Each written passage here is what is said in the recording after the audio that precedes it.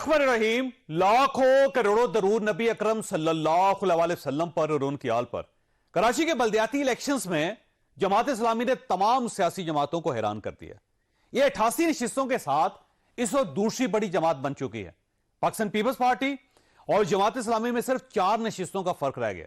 जमात इस्लामी ने वस्ती कराची के इलाके न्यू कराची, गुलबर्ग, लियाकताबाद, लांडी और कुरंगी में फतह के झंडे गाड़ दिए और ये हल्के पाकिस्तान पीपल्स पार्टी के समझे जाते थे, जबकि पीटीआई की कारकर्दगी हैरानकुन हद तक पुअर साबित हुई। आपको जो नशिस्तें मिली हैं वो तवक्को से ज्यादा हैं। पाकिस्तान पीपल्स पार्टी जहां जहां से जीती है वहां हमारा असर रसूख रहा है। आपने इस मरतबा 42 में से 39 सीटें जीती हैं, ये हैरत की बात है। आप कुछ इश्यूज को बुनियाद बनाकर पूरे माहौल को खराब ना करें। आप हमसे मेयर बैठ के मांगेंगे ही नहीं, सिर्फ टीवी पे मांगेंगे तो टीवी पे मांगने से तो नहीं मिलेगा, लेकिन हम बैठकर बातचीत के जरिए किस मसले को हल कर सकते हैं। ये तय हो सकता है कि मेयर पीपल्स पार्टी का होगा या जमात इस्लामी का होगा। कल मैंने 9 सीटों की बात की थी, 2 अल्हम्दुलिल्लाह हमने जीत ली, लेकिन बाकी 7 का नतीजा नहीं दे रहे। हम कह रहे हैं कि जो नतीजा खुद आपके प्रिजाइडिंग अफसरों ने दिया है वो नतीजा हमें दिया जाए।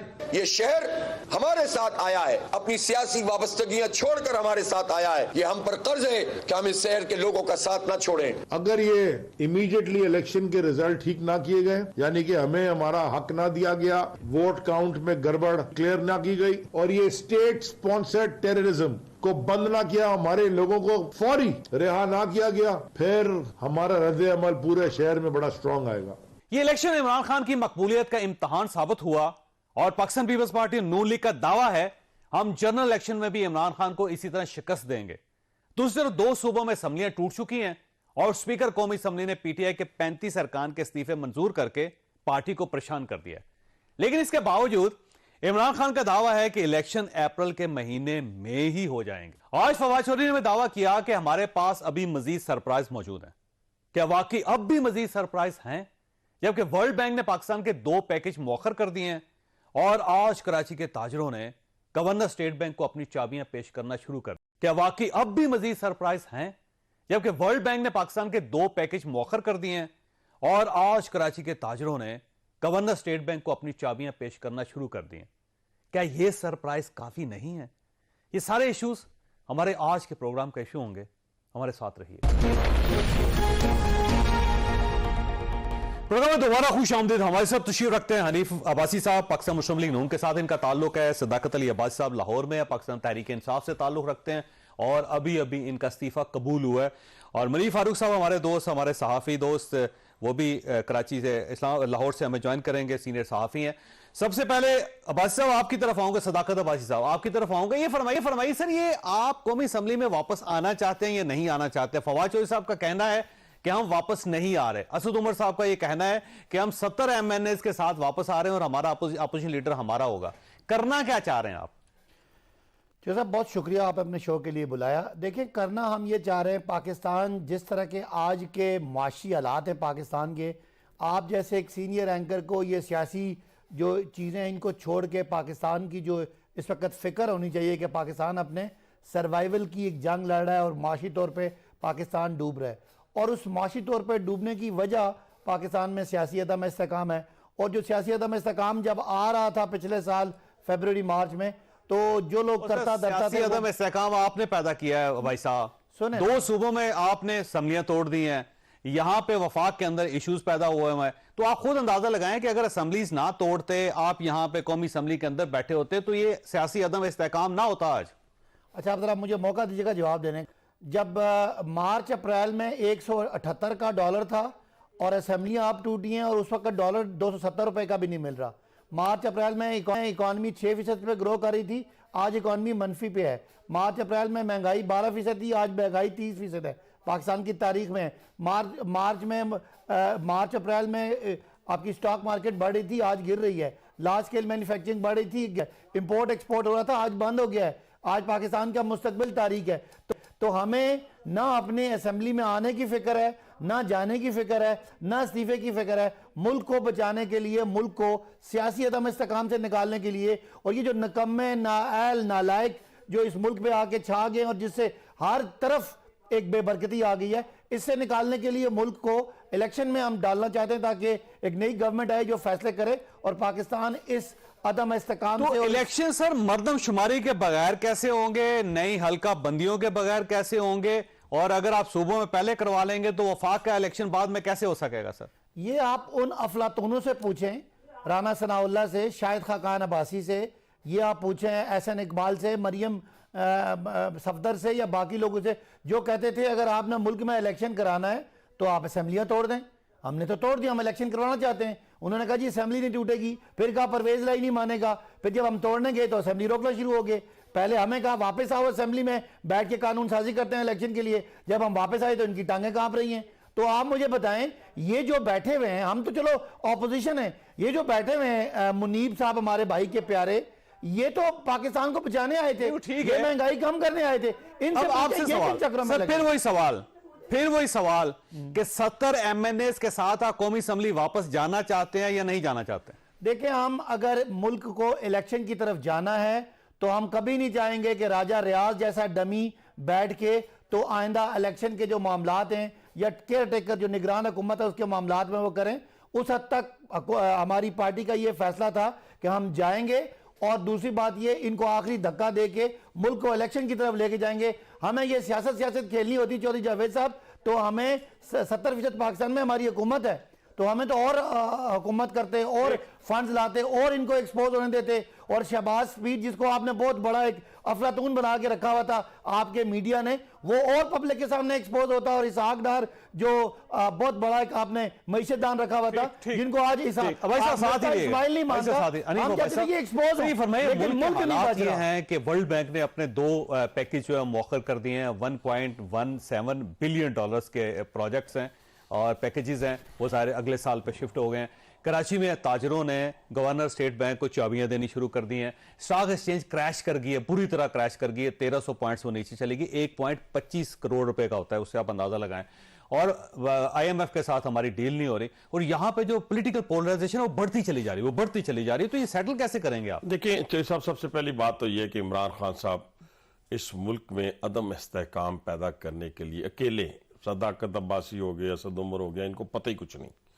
सारे का सारा एक एजेंडे के तहत वो इस पाकिस्तान को बड़े सियाने तरीके से, ये नहीं कि मतलब कि एक होता है दानिस्ता, एक होता है गैर दानिस्ता, दानिस्ता तौर पे पाकिस्तान को अदम इस्तेहकाम की तरफ धकेलने का किरदार अदा कर रहे हैं। यानी इमरान खान साहब जानबूझ जाते हैं दानिस्ता, दानिस्ता बड़ी पार्टी है, इधर थोड़े सुन तो लेना, इल्जाम आर्गुमेंट सुन ले, बहुत बड़ा है और उन्होंने साबित भी किया है। मैं ये भी कहता हूं कि खुदा ना खास्ता आज दुश्मन अगर हम पे चढ़ दौड़े ना, तो इमरान खान साहब ने पहले ये कहना है कि शहबाज शरीफ को वज़ारत उज़्मा से हटाएं, वरना मैं साथ नहीं। ये इस हद तक पाकिस्तान के खिलाफ हो चुके हैं। ये पाकिस्तान को डुबोया किसने है, इस मुकाम पे कौन लेके आया है? ये अनक्वालिफाइड डिस्पेंसर लेके आया है, ये सर्जन नहीं लेके आया। सर्जन ने तो 2013 के बाद इस मुल्क को उठाया था। ये अनक्वालिफाइड, हमारे गाँव के अंदर वो जो डॉक्टर के पास होता था ना, क्वालिफाइड डिस्पेंसर भी नहीं, अनक्वालिफाइड जो कंपाउंडर, वो उसने इस मुल्क को सर, ये वैसे आपकी गवर्नमेंट को कंपाउंडर समझते हैं? सुने ना, सुने, 13 पार्टीज मिलकर कर दिया। सब सुने, इस नीच पे ले आए हैं। मैं ये कहना चाहता हूं कि former prime minister, former finance minister, इनकी अफलातून 4 फाइनेंस मिनिस्टर, 4 सेक्रेटरी फाइनेंस, 200 लोगों की टीम, 1 करोड़ नौकरियां, 50 लाख घर।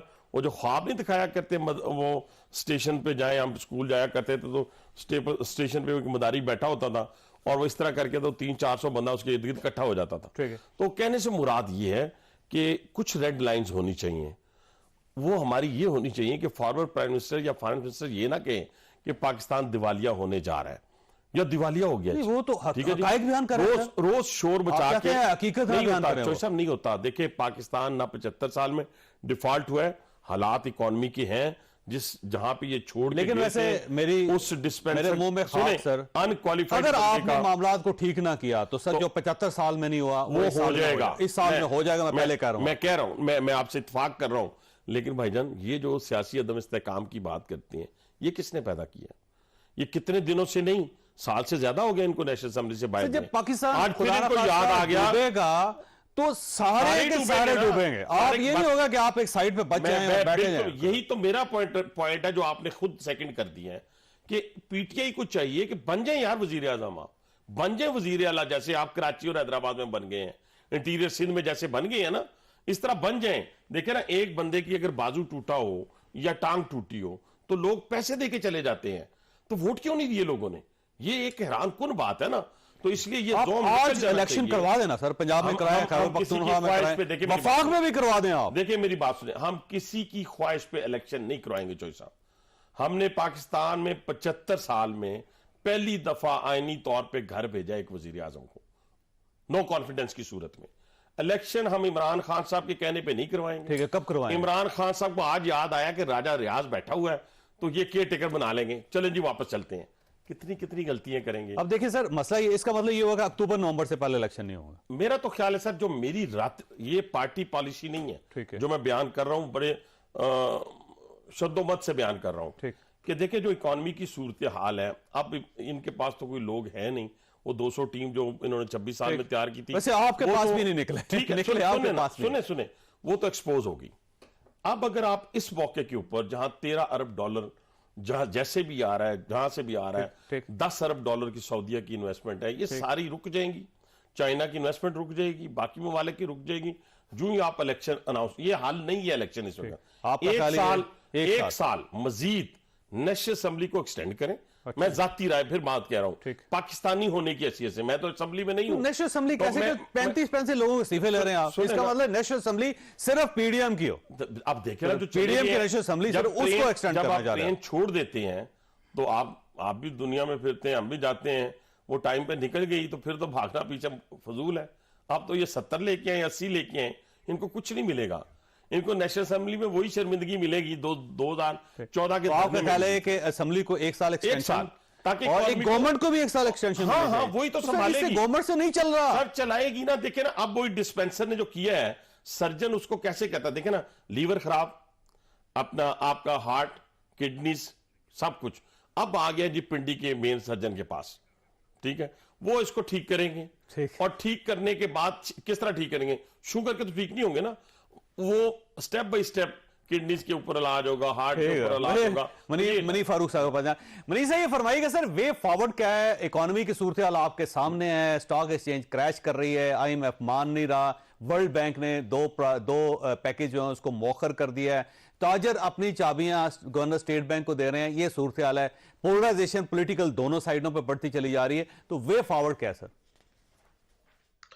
बहुत शुक्रिया चौधरी साहब। देखिए सर, बात यह है कि अगर बात इस नहज पर आ गई है कि मैंने, आपने या आप जैसे और ज़हीन लोगों ने सोचना है कि वे फॉरवर्ड पाकिस्तान के अंदर क्या है, और हमारे मुल्क के अंदर जो बड़ी सियासी जमातें हैं और उनके जो सरबराहान हैं, अगर वो इतनी मैच्योरिटी या मैग्नानिमिटी एक दूसरे के लिए दिखाने के लिए तैयार नहीं है कि सियासत होती रहेगी, पहले जरा मुल्क को बचा लें। इस वक्त दोनों साइड्स, मैं ये कहूंगा कि अगर आप इमरान खान साहब को मुकम्मल तौर पर ब्लेम करें, ठीक है, पीडीएम का अपना मौकफ होगा जी कि सारे फसाद की जड़ इमरान खान साहब है, ठीक है, वो एक सियासी जमात है, उन्होंने एक पॉपुलर वेव एंजॉय की है। इमरान खान साहब जिस दिन निकाले गए, अगले दिन जो लोग बाहर निकले, वो किसी ने उनको कोई पैसे देके बाहर नहीं निकाला था, वो लोग खुद बाहर निकल आए थे, और वो ऑर्गेनिक था जो रिएक्शन था लोगों का। अब ठीक है, उन्होंने बाई इलेक्शन भी जीते, सब कुछ देखा, सब कुछ समझा भी। इमरान खान साहब की अगर मैं बात करूं तो उनको ये चाहिए कि बहैसियत एक पॉपुलर पाकिस्तान के फॉर्मर प्राइम मिनिस्टर, उनको भी चाहिए कि थोड़ी तहम्मुल का मुजाहरा करें, मुल्क के अंदर सियासी अनसर्टेनिटी को मजीद बढ़ावा ना दें। ठीक है, उन्होंने अपने सियासत को आगे रखा है और वो चाहते हैं कि हुकूमत फौरी तौर पर जाए, और माजरत के साथ उनका कंसर्न ये नहीं है कि वो इलेक्शन जल्दी कराओ कि भाई मुल्क जो है वो डूब रहा है, नहीं, ये लोगों को दिखाने के लिए तो ये कहते हैं, लेकिन असल में मामलात और है। हर एक को अपनी इक़्तिदार चाहिए। इसी तरह अगर आप पीडीएम का इस जो सियासी मुरक्कब है इस वक्त, अगर आप उनको देखें तो उनको भी ये अब तो खैर मजीद उस बात का एविडेंस है कि जिस तरह से उन्होंने स्पीकर के जो कॉन्स्टिट्यूशनल ऑफिस है, अगर तहरीक इंसाफ पे इल्जाम लगता था कि उन्होंने उसको सियासी मकासद के लिए इस्तेमाल किया, तो अब जिस तरह से इस्तीफे कबूल करवा कर ये ट्रांचेस के अंदर पीडीएम ने भी कसर कोई नहीं छोड़ी। वो अगर इलेक्शन नहीं करवाना चाह रहे तो वो इसलिए परवेज रशीद साहब का भी किरदार अब कोई किरदार नहीं रहा, उसके ऊपर भी अब हरफ आएगा, उंगली उठाई जाएगी। ऐसे ही है। और मैं आपको बताऊं, हमारे मुल्क के अंदर जो कंट्रीब्यूटर्स हैं ना जी इस सारे सियासी बहरान के अंदर, वो सियासी लोग नहीं है ज्यादातर, वो गैर सियासी लोग हैं, और ऐसे लोग हैं जो इन्फ्लुएंस करते हैं हमारे मुल्क के अंदर decision making at various levels. तो हर एक ने अपना हिस्सा डाला इस मेस के अंदर, आज जिस मझधार के अंदर पाकिस्तान फंसा हुआ है उसके हवाले से। किसी के पास क्विक फिक्स नहीं है। मैं आज आपको बता दूं एज एन ऑर्डिनरी पाकिस्तानी कि अगर आज आप कहें जी इलेक्शन करवा दें तो फौरी तौर पर क्विक फिक्स हो जाएगा, नहीं। अगर मैं ये कहूं कि जी इमरान खान साहब की हुकूमत जब जा रही थी तो वो बड़ी दूध शहद की नहरें बह रही थी, द आंसर इज नो। अगर ये कि जी जो पीडीएम की हुकूमत आई, उन्होंने कहा जी हम पहले मिफ्ता साहब आए, अब उनके ऐसी तैसी फेर दी सारों ने, उनको निकाल दिया, फिर डार साहब आए और विद द इंप्रेशन के लिए हर चीज फिक्स हो जाएगी। कहाँ फिक्स हो रही है, यकीन मानिए मुझे भी समझ नहीं आती। अभी रिसेंटली मेरी अब तो वैसे पार्टी के अंदर बहुत बड़ी रिफ्ट है मुनीर साहब। अब शायद खाकान अब्बासी साहब का पूरा ग्रुप अलग हो चुका है, साइड पे हो चुका है। वो मरियम साहिबा की क़यादत को तस्लीम करने के लिए तैयार नहीं है। अब शायद खाकान अब्बासी साहब आपको तक घर पे बैठे हुए हैं, वो किसी मीटिंग में शरीक नहीं हो रही है, तो हम इनसे पूछेंगे। दूसरा, मरियम साहिबा लंदन में बैठी हुई है, मियां नवाज शरीफ साहब लंदन में बैठे हुए हैं, वहां से वो पार्टी चलाने की कोशिश कर रहे हैं। पार्टी कैसे चलेगी ये भी इनसे पूछेंगे। और इसके अलावा जो इस्लामाबाद के अंदर जो कुछ हो रहा है ना, वो मुनीर साहब आप बैठे हुए दूर, यहां पे जिस तरह पंजाब के अंदर था कि ग्रीन एरिया को ब्राउन किया जा रहा था, वो जो आपने देखा होगा लाहौर का प्लान जो 2050, इस्लामाबाद के अंदर भी शुरू हो गया। पूरा एक सेक्टर है जिसको ये ग्रीन से ब्राउन बना रहे हैं, और ये सीडीए के अंदर शामिल है। ये हनीफ अब्बासी साहब यहां बैठे हुए हमारे साथ, इनसे भी पूछेंगे कि हो क्या रहा है, करना क्या है इस मुल्क में। लेकिन उससे पहले छोटी सी ब्रेक के बाद दोबारा जरूरत। प्रोग्राम में दोबारा खुश आमदीद। अब्बासी साहब ये फरमाइएगा, सदाकत अली अब्बासी साहब ये बताइए कि सर ये आज फवाद चौधरी साहब ने कहा है कि हम मजीद सरप्राइज देंगे, तो पहले सरप्राइज सर कम है जो आप एक मजीद सरप्राइज देना चाहते हैं, और वो किस किस्म के सरप्राइजेज हैं जो अभी आपके पास हैं? देखिए जो साहब, पार्लिमानी जमहूरियत में दो ज़ाहिर पहिए होते हैं गाड़ी के। हुकूमत का काम होता है हुकूमत करना, और अपोजिशन का काम होता है उसको राय रास्त पे रखना, और अगर जहां वो ठीक नहीं है तो उसको सही करने के लिए उसको आगाही भी देना, और अगर ना हो तो पॉलिटिकल जो आपके आइनी रास्ते हैं उनके ज़रिए उनसे जान छुड़वाना। लिहाजा मेरे भाई हनीफ साहब कह रहे थे कि जी ये कोई डिस्पेंसर के पास मुल्क था।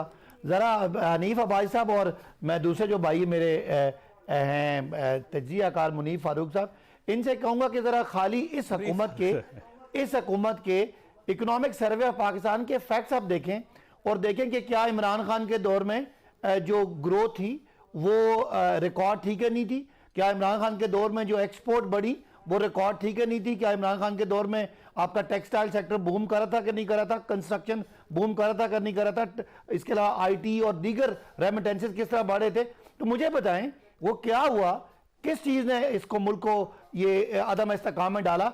वो था वो रजीम चेंज की साजिश। और जो वो एक आदमी आजकल दुबई की सड़कों पे नजर आ रहा है थी तो 2 महीने में खराब नहीं हो सकती। सुने ना, मेरी बात सुने ना, आप एक और काम कर लेना।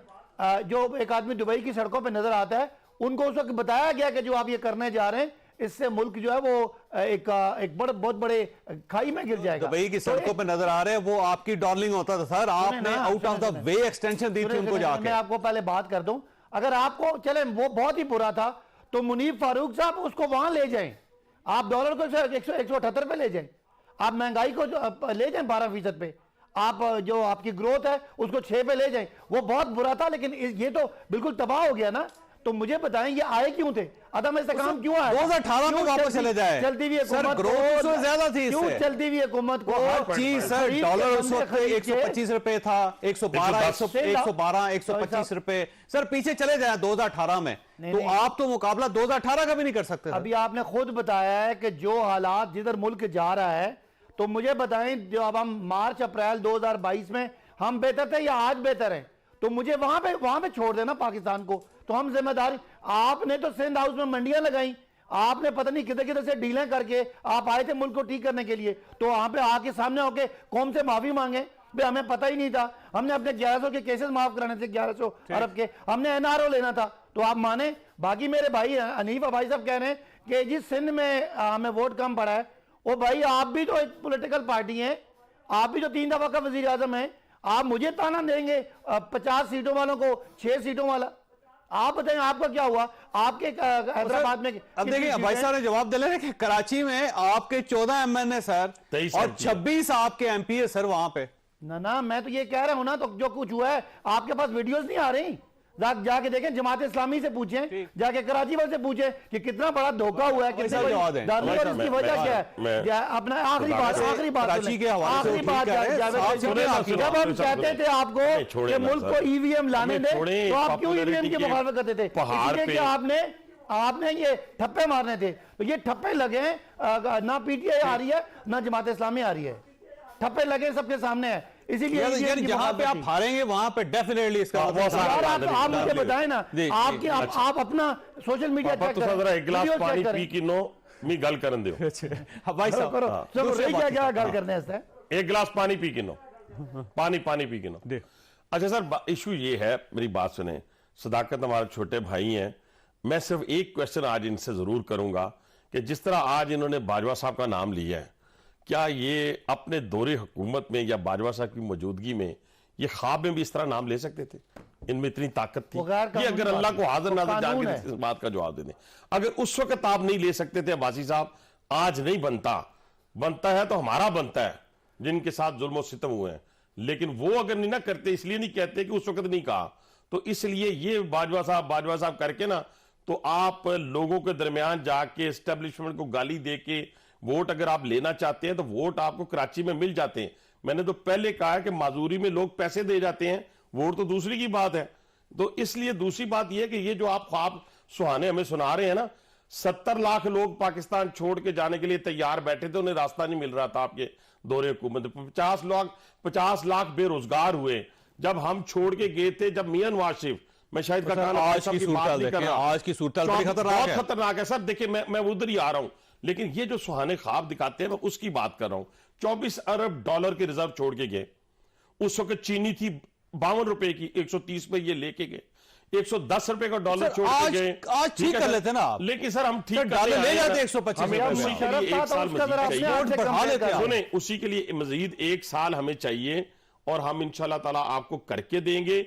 लेकिन जहां तक कराची की बात की, इनके 1 साल नहीं जा रहे आप फिर अभी और के बाद, यानी अक्टूबर के बाद है। ये मेरी राय जाती अक्टूबर 2024 तक रहना। और ये जो इलेक्शन करते हैं ना सर, और सदाकत भाई साहब, अप्रैल में इलेक्शन नहीं हो रहे, ये उससे आगे जा रहे हैं। ये उससे मैं फाइनल कर लूं सर, ये अब 14 MNAs के साथ और 26 MPs के साथ कहते हैं हमने जनाब साहब आप अपनी बात करो, हम तो अपनी करेंगे, हम तो अपनी अकाउंटेबिलिटी भी करेंगे। वो MNAs तो आपके मौजूद थे। इसका मतलब है कि 2018 में आप जाली मैंडेट के साथ आए थे। हर जगह आपने एक्सपोज होना है, वो इस्लामाबाद हो, रावलपिंडी हो, वो लाहौर हो, कराची हो, हैदराबाद हो, इंटीरियर सिंध हो, किसी जगह भी आपने नहीं रहना, हर जगह आपने एक्सपोज होना है। इलेक्शन का बिगल बजने दें, बिगल उस वक्त बजेगा। इलेक्शन तो आप तो करवाना ही चाहते हैं, आप कहते हैं 1 साल और एक्सटेंड करेंगे, आइन के मुताबिक आप तो 1 साल एक्सटेंशन चाहते हैं, साथ कहते हैं मुझे वज़ारत उज़्मा चाहिए, मुझे पाकिस्तान चाहिए, मुझे पाकिस्तान चाहिए, आपको मुझे वज़ारत उज़्मा नहीं, तो फिर वज़ारत उज़्मा छोड़ देना सर। नहीं ना, हम उस वज़ारत उज़्मा के जरिए एक पाकिस्तान को इस प्रेशर से निकालेंगे, ठीक है, इस इकोनॉमी के भंवर से निकालेंगे।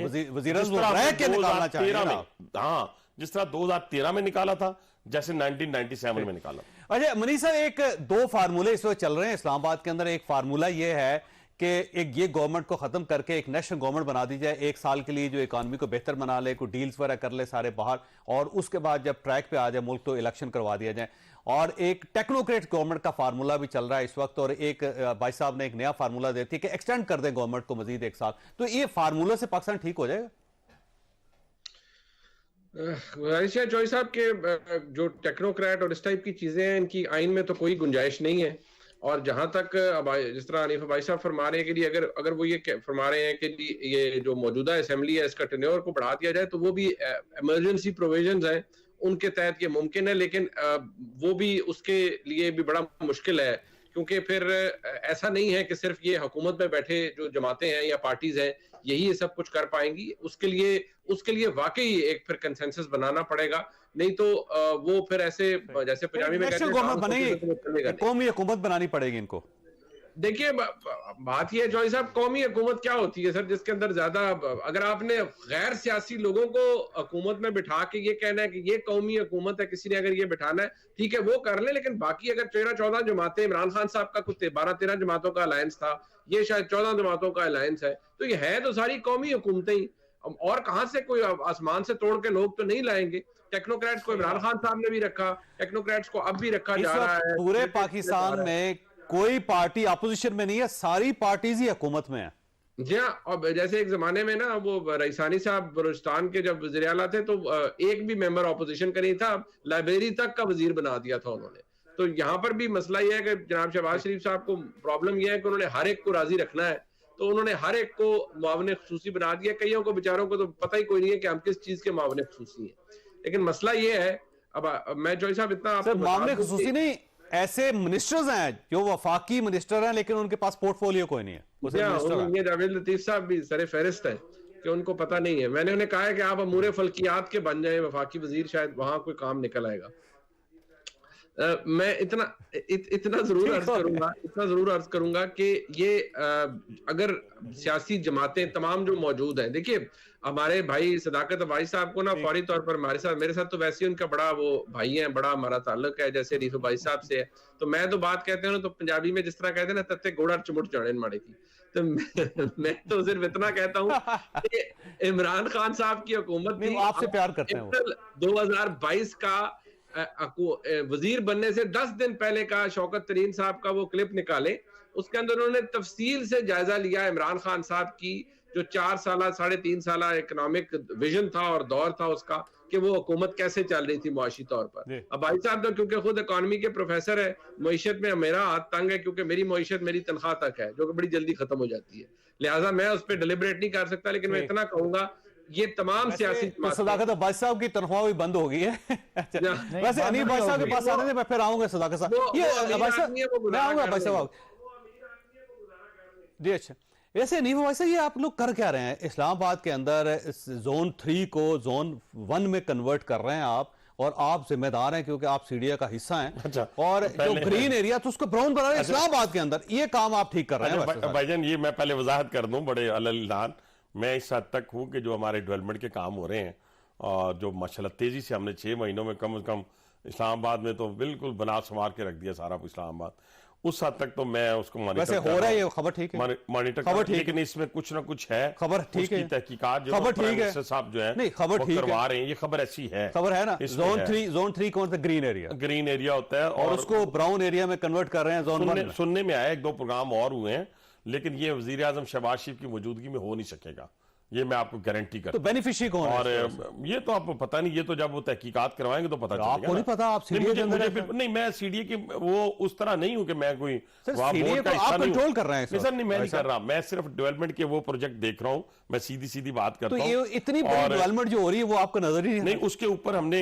ये जो चीजें आ रही हैं मीडिया के अंदर वो पूरी की पूरी हमने इकट्ठी कर ली है, इकट्ठी करके उसके ऊपर काम हो रहा है। कमीशन बनेगा इस पे? कमीशन की जरूरत नहीं है, एजेंसीज हैं आपके मुल्क की और एफआईए आपके पास। आप चेयरमैन सीडीए से पूछे ना ये कैसे हो रहा है? ये अब इंशाल्लाह ताला इसके बारे इंक्वायरी हो रही, पूरी की पूरी इंक्वायरी हो रही है और ये होने नहीं देंगे।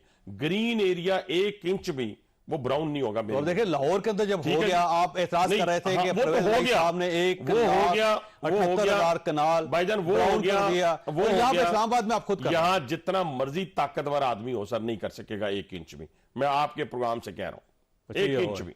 ठीक है। और मरियम साहबा कब आ रही है सर? हाँ माशाल्लाह जी, अब तमाम लोगों का शौक जो है हम पूरा कर रहे हैं, जो कहते थे कि आए जी मैदान में आए, तो इंशाल्लाह अल्लाह ताला के फिर 29 तारीख को लाहौर में उतर रही है, 29 जनवरी को और इंशाल्लाह मरियम साहबा, ये मैं ब्रेक कर रहा हूँ खबर आपके प्रोग्राम के जरिए लाहौर में, और वहाँ फकीदुल मिसाल इंशाल्लाह ताला इस तक, और मियां नवाज साहब नहीं, और मियां साहब उसके बाद इंशाल्लाह उनका एक आध प्रोसीजर रहता है, उसके बाद वो भी वो मार्च में आ जाएंगे। मेरा ख्याल है कि मार्च अप्रैल में आ जाएंगे, मार्च अप्रैल में इंशाल्लाह ताला। और मरियम साहबा आएंगी और शायद खाकाना भाई साहब एक्सेप्ट कर लेंगे उनको।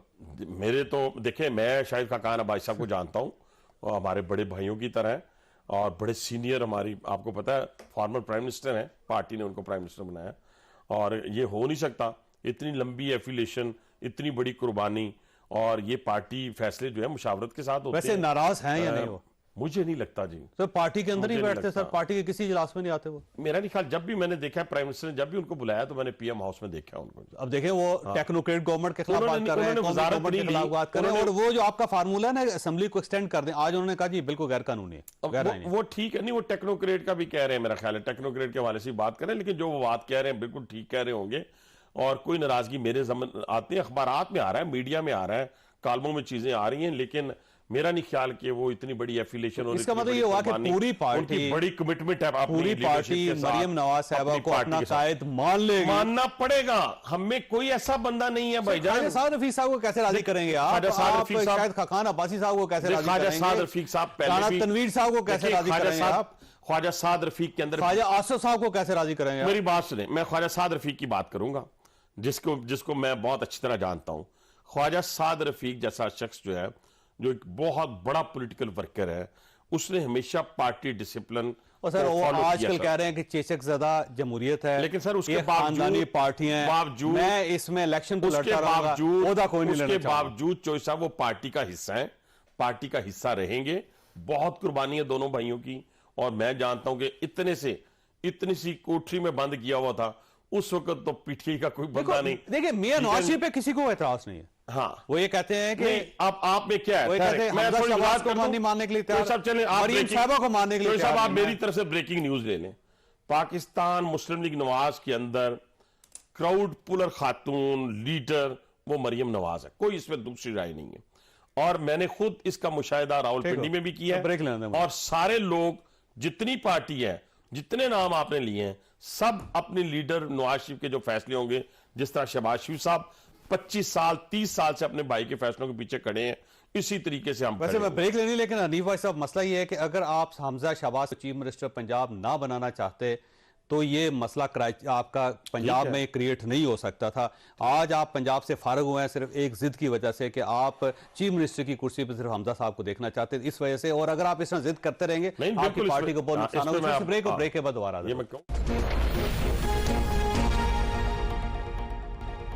प्रोग्राम में दोबारा खुश आमदीद। सदाकत अली भाई साहब आपकी तरफ आऊंगा। सर ये फरमाइए, आज इमरान खान साहब का ये कहना है कि अप्रैल में ये गवर्नमेंट इलेक्शन करवाने पर मजबूर हो जाएगी, जबकि ये अब्बासी साहब और इसके अलावा गवर्नमेंट के बहुत सारे लोग ये मुसलसल कह रहे हैं कि असेंबली को 1 साल एक्सटेंड किया जा सकता है। तो ये तो 2024 तक जा रहे हैं सर, और आप कह रहे हैं अप्रैल में ये इलेक्शन करवा देंगे। देखिए ये ऐसी फजूल बात है, कोई गैर आइनी बात हो नहीं सकती। मुल्क में लोग भी हैं, मुल्क में आइन भी है और अदलिया भी है, तो ये तो बात बिल्कुल रूल आउट, इसमें बात ही कोई नहीं है। असल बात क्या है, अब्बासी साहब की पार्टी क्यों इलेक्शन से भाग रही है और क्यों लोग मरियम साहबा को नहीं मान रहे? क्यों आपने कहा ख्वाजा साहब भी नाराज हैं, साद रफीक भी नाराज हैं, वो कह रहे हैं चीचकज़दा निज़ाम है। इन सबको पता है कि मियाँ साहब भी ज़ाहिर झूठ बोल के गए हुए हैं, हर एक बंदे को पता है कि वो झूठ बोल रहे हैं। अभी भी वो कह रहे हैं कि जी उनका कोई ना कोई इलाज जो है वो बाकी है, वो इलाज तो उनका ज़रा सियासी बाकी है और तो कोई चीज़ नहीं है। लिहाजा इनके पास अब आवाम को बीमारी होती है भाई साहब, अल्लाह ताला उनको सेहत दे, अल्लाह उनको सेहत देखें उनकी टांगों पर प्लास्टर अल्लाह चढ़ा उनको हुआ है, सेहत देना चाहिए। मैं ये कह रहा हूं, बीमारियों का एहतराम करना चाहिए। सुने अल्लाह उनको सेहत दे। चलें आपकी बात मैं पकड़ता हूं क्योंकि ये जरूरी बात नहीं है, बात करने वाली ये है कि सबको पता है कि ये चारों शानचित हो चुके हैं। इन्होंने जो बुलंदो बांग दावे किए थे शहबाज शरीफ साहब को कोई एडमिनिस्ट्रेटर शो करने के, वो बुरी तरह दड़ाम हो गए। इन्होंने पहले मिफ्ता इस्माइल को बेचा, आज उसको बुरा भला कह रहे हैं। फिर इन्होंने इसहाक डार को बहुत बड़ा मैशदान समझा, वो भी फेल हो गए। इनके पास सवाए एनआरओ लेने के, सवाए ईवीएम खत्म करने के और सवाए बैन जो ओवरसीज वोटर खत्म करने के ना को कानून साजी है, ना इनके क्रेडिट में कुछ चीज़ है, ना ये आवाम को फेस कर सकते हैं। लिहाजा ये कहते हैं कुछ हो जाए, ये असेंबली भी लंबी हो जाए, हुकूमत भी लंबी हो जाए, तो मेरे भाई आइन कानून ज़ाब्ता है, ना हम इनको इसको इस तरह आगे कुछ जाने देगा, ना ये जा सकते हैं। असल खौफ एक ही है कि इमरान खान 14 पार्टियां मिलके भी उसका कुछ नहीं बिगाड़ सकते। मेरे भाई कह रहे थे कि जी वो इमरान खान इसलिए जीता कि धांधली हुई, तो आपको याद नहीं है मेरे भाई, आपकी मरकजी हुकूमत थी, हमजा पंजाब में बैठे हुए थे, वो भी आपके साथ थे, ये भी आपके साथ थे, मीडिया भी आपके साथ था, और इमरान खान ने 35 में से आपको 29 इलेक्शन हराए। अभी की बात है, उस वक्त जो है ना जितनी दुनियावी ताकतें वो आपके साथ थी। तो जो आप साल साल ढूंढ रहे हैं ना मेरे भाई, वो साल इसलिए ढूंढ रहे हैं, आपको पता है ना आप इस्लामाबाद के बलदियाती इलेक्शन करा सकते हैं, ना आप ज़िमनी इलेक्शन में, पीडीएम ने कह दिया कि वो ज़िमनी इलेक्शन में मुकाबला नहीं करेंगे। तो असल कराची में तो हो गया इलेक्शन, वो सियासत मेरे भाई मुश्किल काम है। 11-14 पार्टियां मिलकर भी इमरान खान को वैसे ही फरमाइए, अगला जो इलेक्शन होगा क्या 272 सीटों पे इमरान खान सब खड़े होंगे सर? देखिए अकेला लड़ेंगे इलेक्शन सर? देखिए हमने तो इन्हें कहा था कि जनरल इलेक्शन कराएं। अगर ये जनरल इलेक्शन नहीं कराएंगे, मुल्क भी डूब रहा है, मईशत भी डूब रही है, इदारे भी डूब रहे हैं पाकिस्तान में। जिमनी इलेक्शन में जहां इमरान खान साहब खड़े नहीं हुए थे वो हार गए थे। आप शाह महमूद साहबजादी वो भी इलेक्शन हार गए। मैं थोड़ा सा एक बात, हमने अगर मैंने इलेक्शन लड़ना है तो मैं 3 महीने के लिए है कि ये बड़ी गलत बयानी से काम ले रहे हैं। मैं एक पहले तो सदाकत अब्बासी साहब को कहूंगा कि कभी बीमारी का मजाक ना उड़ाइएगा। मैंने खुद अपनी तरफ से लोगों को रोते हुए देखा है। बहुत से तजिया नहीं सुने, तजिया निगारों को, बहुत से ऐसे लोग जिन्होंने बीमारी का मजाक उड़ाया, वो जब बीमारी घर पे आई ना तो लग पता गया। इसलिए बीमारी का मजाक के अब देखे ना, अगर इमरान खान को गोलियां नहीं लगी हुई तो अगर हम कह देते हैं कि जी नहीं उनको वो लगे हैं, चेहरे लगे हैं या टुकड़े लगे हैं, तो कितना दुख होता है। दर्द होता है, दर्द होता है ना। मेरी बात सुने, अब उसके ऊपर मैं ये इनको कहूंगा कि रिक्वेस्ट करूंगा कि ये इस तरह मैंने मान ली बार ना एक और बात मान ली आपकी बात। अभी एक टिकट चल रहा था कि परवेज अलाई को स्टैब्लिशमेंट ने बुला के, मौजूदा स्टैब्लिशमेंट ने बुला के कहा कि असेंबली ना तोड़ना। वो सदाकत भाई साहब कहां सोए हुए हैं? ये किसने कहा? ये फवाद चौधरी ने अभी कहा है। सदाकत अब्बासी साहब आप कहां सोए हुए? स्टैब्लिशमेंट परवेज अलाई को बुला के असेंबली नहीं तोड़नी और वो असेंबली ना तोड़े, वो तोड़ दे। ये कैसे मुमकिन है? ये मुमकिन ही नहीं है। आप नहीं जानते उनको, पूरी फैमिली को आप जानते हैं कि वो कहां से भाई साहब ये बात दुरुस्त है इनकी। और दूसरा, अगर चौधरी साहब को इशारा भी आ जाता ना सर, तो उसी वक्त वो कहते नहीं, सारे मिल के उनसे असेंबली सवाल ही पैदा नहीं होता। और फिर दूसरी, यार इनकी बहुत बुरी आदत है। अभी देखिए फिर एक और बात उन्होंने की, उन्होंने कहा अमेरिका को गलत बताया गया, हम अमेरिका के साथ ताल्लुकात खराब नहीं करना चाहते। वो पूरे जलसों में, पूरे इंटरव्यूज में एक जाली कागज लहरा के आप गुफ्तगू करते रहे हैं। आप लोगों को बेवकूफ समझते हैं, दुनिया को बेवकूफ समझते हैं। उस वजीर आजम को कह रहे हैं वजीर आजम ने ये कर दिया, वजीर आजम ने आपका गंद साफ किया है। रशिया आपसे नाराज, अमेरिका आपसे नाराज, भाई साहब आपने जवाब देना दे, मैं आपसे नाराज, सारे लोग आपसे नाराज। उन सबको जाके मनाया है कि भाईजान हम आपके पुराने दोस्त थे, दरीना दोस्त थे। चाइना का पूरा सी पैक इन्होंने पैक करवा दिया, सऊदी अरब को नाराज कर दिया इन्होंने, यूएई को नाराज कर दिया, अमेरिका को नाराज कर दिया, यूरोप को नाराज कर दिया अपनी सियासत के लिए। सियासत होती रहेगी। भाई साहब ये फरमाइए सर, ये फवाद चौधरी साहब ने बड़ा वैसे इंकशाफ किया है। उनका ये कहना है कि एस्टैब्लिशमेंट ने बुलवा के कहा था चौधरी परवेज अलाई साहब को। सर ये बहुत बड़ी खबर है। आपको चाहिए या फवाद चौधरी साहब को चाहिए कि बताएं कि किसने बुलाया था, किसने कहा था? देखें इसका जवाब तो फवाद चौधरी साहब देंगे, लेकिन मैं समझता हूं कि बहुत ज्यादा जिस तरीके से पीटीआई के लोगों को उठाया गया, उनके खिलाफ केसेस बनाए गए, उन पर तशद्दुद किया गया, इमरान खान को जिस तरह गोलियां मारी गई, इमरान खान को एफआईआर नहीं कराने दी गई, आजकल इमरान खान की जेआईटी को प्रेशराइज किया जा रहा है, तो सबको पता है कि कौन था, वो कौन था जिसने सारी डीलिंग की। जिस बंदे का अपना वजीर आला खुद हो, बात करने डीपीओ अपना हो, एसएचओ अपना हो, उसकी मौजूदगी में अगर एफआईआर लॉन्च ना हो तो मुझे ये बताएं कि मुझे प्रोफेसर साहब से पूछ के बताएं कि उस वक्त हुकूमत में रहना चाहिए। ठीक है भाई, उसी वक्त हुकूमत को इस तरह बाइंड अप करके भाई साहब कहते हैं कि बाइंड अप कर दिया ना सर उन्होंने। आप जरा सुने ना, जवाब सुने ना। अगर एक बंदे की अपनी हुकूमत हो, उसका अपना आईजी हो, उसको गोलियां लगी हो और वो अगर एफआईआर ना करवा सके, इसका मतलब है कोई बहुत ताकतवर चीज है या कोई ताकत है पीछे जो उसको एफआईआर नहीं होने दे रही, जो उसकी जेआईटी को आगे चलने नहीं दे रही। ये आपको भी पता है, मुझे भी पता है। हो सकती है, दूसरा आप भाई कमजोर है, जी कमजोर है, इसीलिए छोड़ के आगे ना, हम छोड़ के आगे, हम मान रहे हैं इस मुल्क में जो ताकतवर हल्के वो चाहते नहीं है कि इसका निजाम ताकतवर फरमाइएगा कि ये वाकई ही किसने उठाया, किसने उठाया आजम स्वाति को, क्योंकि इमरान खान साहब नहीं आ सकेंगे, जाहिर है वो इमरान खान साहब तो कौमी असेंबली में नहीं जा सकेंगे, वो तो जाहिर इलेक्शन कमीशन ने उनको डिस्क्वालीफाई किया हुआ है। तो अब पीटीआई जाके करेगी क्या वहां? मेरे ख्याल में चौधरी साहब को तुक समझ नहीं आती। हुकूमत ने भी जिस तरह से उनके इस्तीफे ये किस्तों में मंजूर किए हैं, इसके पीछे भी बस महज सियासी मफाद परस्ती और कुछ भी नहीं। पाकिस्तान तहरीक इंसाफ तो ये कहकर निकली थी कि हमें नहीं जाना, लेकिन शायद अब उनको इस बात का एहसास हो रहा है कि कोई वक्त तो आएगा, फाइनली तो इलेक्शन होंगे, लेकिन उस वक्त जो निगरान सेटअप बनेगा उसमें मुशावरत लीडर ऑफ द ऑपोजिशन से होगी। वो कुर्सी उन्होंने खुद बड़े तरीके से खाली कर दी थी। राजा रियाज साहब का वहां बैठने का कोई तुक नहीं बनता और तरीके इंसाफ के दोस्तों को बैठना चाहिए था वहां पर, और तरीकाकार भी यही था। लेकिन अब पीडीएम अगर ये समझती है कि नहीं, इनको वापस नहीं आने देना, ये कोई और मामला खराब कर देंगे, तो ठीक है। लेकिन बाकी मेरा नहीं ख्याल कि अब पाकिस्तान तहरीक इंसाफ फिलहाल आज के इस दौर में कोई उनके लिए कोई इतना मैटर करता है। हाँ, ये जरूर है कि शायद इस बात का एहसास हो रहा है कि देखिए, अब पंजाब के अंदर जिस तरह निगरान सेटअप है उसका फैसला भी शायद इलेक्शन कमीशन के पास ही जाएगा और वहीं से अनाउंसमेंट होगी। वफाक के अंदर भी अगर ये मौका ना दिया तो वहां पर भी कुछ ऐसा ही हो जाएगा। और खैबर पख्तूनख्वा के अंदर भी ज़ाहिर पोजीशन खराब हो रही है, तो ये आपका क्या ख्याल है सर? खैबर पख्तूनख्वा की असम्बली तोड़ना और पंजाब असम्बली तोड़ना, ये इमरान खान साहब की गलती है इस वक्त, या फिर उन्होंने वाकई सही खेला है? ही वेल प्लेड। मेरा ख्याल है कि इमरान खान साहब के ये जाहिर बात है वो अपनी सियासी तौर पर उन्हें क्या सूट करता है वो बेहतर बता सकते थे चौधरी साहब, या उनकी क्या सियासी सोच है। लेकिन अगर मैं एज एन आउटसाइडर देखूं तो इमरान खान साहब बहुत कुछ गेन कर भी रहे थे, और खासतौर पर पंजाब से तो बहुत कुछ गेन कर रहे थे, एंजॉइंग जिसे कहते हैं ना best of both the world. लेकिन ये असेंबलियां तहलील करके उन्होंने सिर्फ एक तो सियासी अदब इस्तेकाम मुल्क में और बड़ा है, उसके अलावा इमरान खान साहब ने सियासी तौर पर मुझे नहीं लगता इससे कुछ उन्होंने गेन करेंगे या वो गेन कर पाएंगे। पंजाब के अंदर बहुत कुछ डिलीवर अभी भी पंजाब की आवाम के लिए पाकिस्तान तहरीक इंसाफ की हुकूमत कर सकती थी, और परवेज इलाही साहब भी कर सकते थे। जरूरी तो नहीं कि हर काम गलत ही हो, कुछ अच्छे काम भी हो जाते, किसी का भला हो जाता, और कुछ तरक्याती काम शायद डिविडेंड मिलना था लोगों को इस साल में, जो कि अब नहीं मिलेगा। अब कहां से तरक्याती काम होंगे?